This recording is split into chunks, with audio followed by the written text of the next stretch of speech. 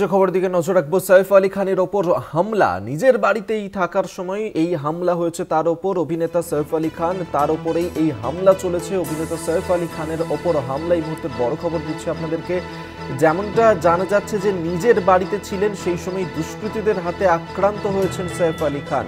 আপনাদেরকে এই মুহূর্তে জানিয়ে রাখবো, যেখানে হাসপাতালে আপাতত চিকিৎসাধীন রয়েছেন বলিউড অভিনেতা সাইফ আলী খান। তার উপরে হামলা, নিজের বাড়িতে থাকার সময় দুষ্কৃতীদের হাতে আহত হয়েছেন তিনি। 6টি আঘাতের চিহ্ন রয়েছে অভিনেতার দেহে এবং তাকে এই মুহূর্তে চিকিৎসাধীন রয়েছেন তিনি হাসপাতালে।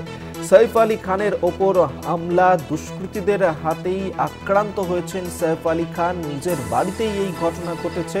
যেমনটা জানা যাচ্ছে যে এই মুহূর্তে হাসপাতালে চিকিৎসাধীন রয়েছেন বলিউড অভিনেতা এবং এই যে ঘটনা, সেই ঘটনায় তার শরীরে 6টি আঘাতের চিহ্ন রয়েছে।